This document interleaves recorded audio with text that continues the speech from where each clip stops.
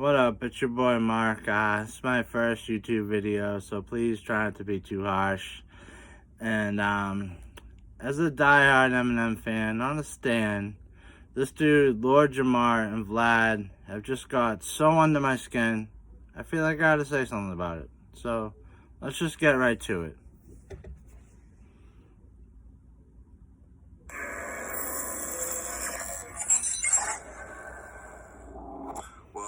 Let's get into what's happening right now. So, Eminem mentioned you on his new album again. Yes. Made a whole song about me. Stepdad. Yeah, a lot of that verse was about you. No, the whole song, Stepdad. You didn't hear Stepdad? Hey, my stepdad. You didn't hear that one? That song is about you. Yeah. Ain't it? I mean, I don't think so. Okay, this guy got his dick in my mom. Ain't he talking about me? No? I thought stepdad's the one he's talking about me, no? Not that I'm... Okay, I'm gonna pause it right there because Stepdad is a song about Eminem getting abused by his stepfather, and I don't think it's something to be joked about. And I have to keep pausing because of copyrights, and this video belongs to Vlad, not to me. And let's keep going. Aware of. Which song you talking about? Hold on a second. Oh, the one we had a little Oh, verse Vlad don't even about? know what song. Nah, that ain't as good as the stepdad. Stepdad is banging. Hey, my stepdad. Woo, that shit rocks. And that's a whole song about me. Why would you just cling on to the little verse? I don't get it. Well, the song I'm talking about is I Will. Oh. Yeah, I know what you're talking about. Yeah, featuring... I thought Stepdad was much better. He said, I'm a ticking time bomb, all cause this motherfucker who sticks his dick in my mom. Again, another pause. This guy says he doesn't listen to Eminem, but he knows the chorus good, and now one of the lines from the song, but you didn't listen to the album. Okay. All right, go ahead. You want to talk about the other song. All right, go ahead.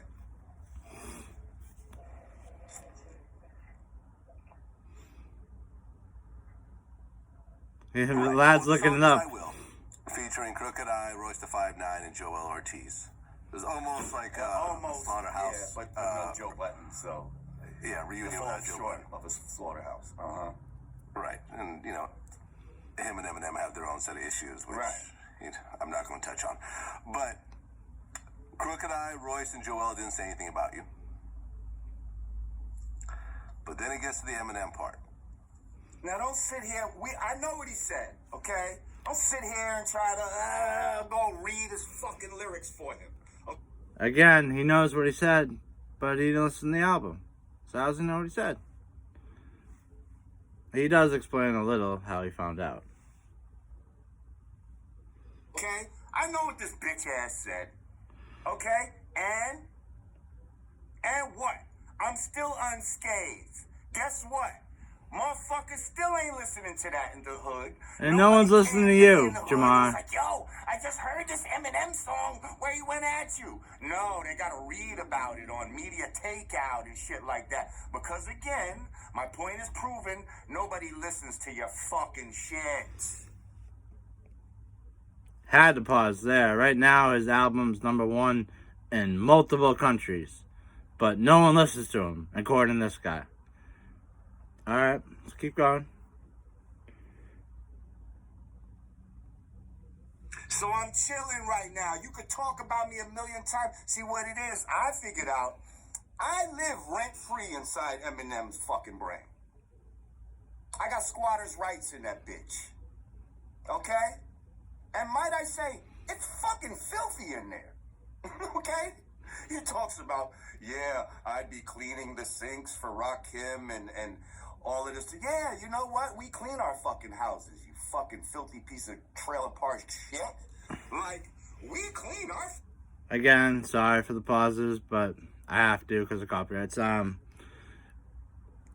He gets me so mad, but he says he's unscathed by what Eminem said, but he's clearly so angry. If you're unscathed, you shrug it off and just be like, I don't care what he said about me. He wouldn't be this mad. And if you keep watching, his anger gets worse and worse. He started joking around, and that was just try to distract you.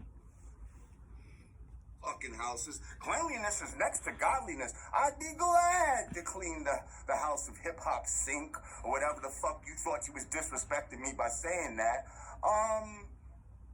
Yeah, your trailer park is filthy. And it's filthy inside your fucking brain. But I'm in here chilling, you know. You're gonna have to call the marshals to get me out. Yeah. Again, I love him. His name being Marshall and Martians, that a little corny. But again, he does listen to Eminem. So how does he know about that? Alright.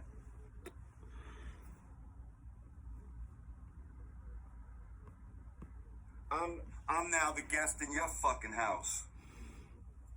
Let's talk about it.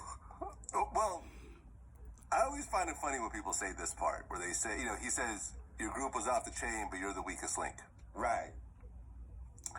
Well, but you wouldn't have the group without Lord Jamar. So, weakest link, strongest link, middle link, does it really matter? First of all, that's some divide and conquer shit, okay? Because he wants to try to be able to separate me from my group. You see what I'm saying? From the greatness that is a collective, okay? Like, I'm not even going to get into the science of what we all add to it, but trust me, I'm nobody's weakest link. You know what I mean? Like, it is very much my energy and my vibration of why motherfuckers even like Brand Nubian in the first fucking place. That's like calling Dr. Dre the weakest link in NWA. That is a horrible analogy.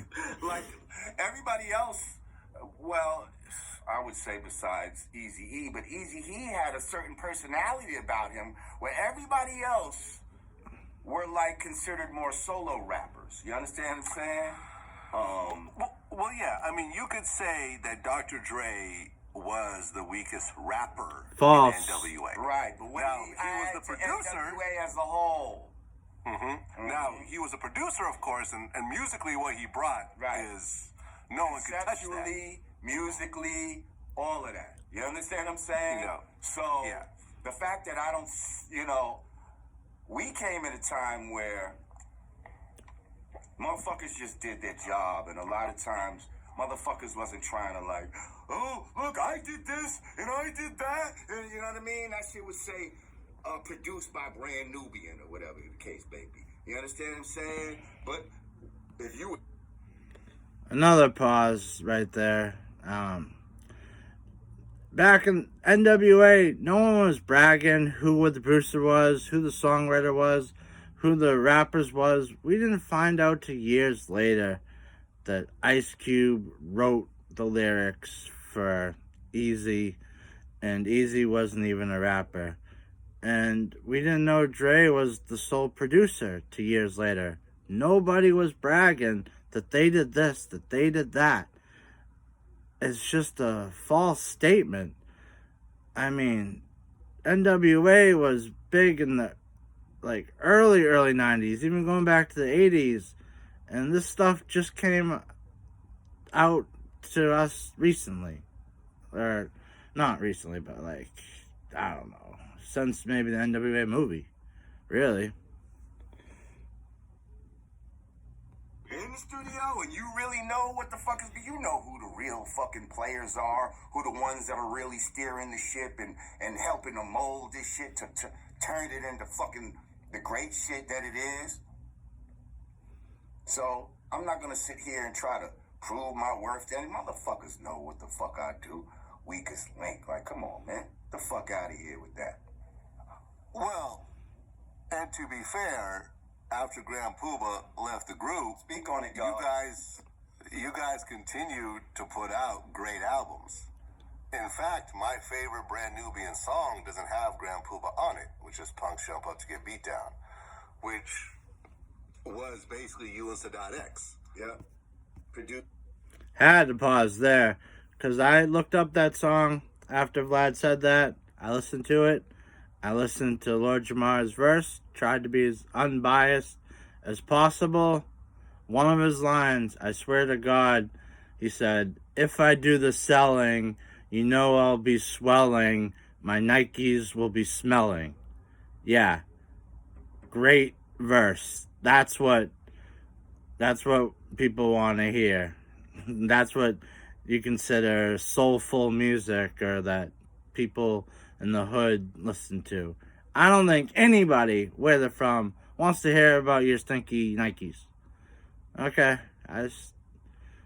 and that's Vlad, who loves this dude's favorite song. God. By Diamond. Well, the Diamond D did the remix. Yeah, but I did the whole album. Now he's bragging. They just said that he didn't do. I did the album. And yes, Diamond D produced that one song. Yeah, like, that's a good point. Like, what do you say about there? Like That Vlad just went on to have a great fucking album. loves you. Fucking, Billboard Top 100, all of that type of shit. Like, yeah. So eat a bag of puppy dicks. And That song's 30 years old, by the way. Fuck up. Okay, so that's my first official YouTube video. I hope you enjoyed it, and I will be doing more.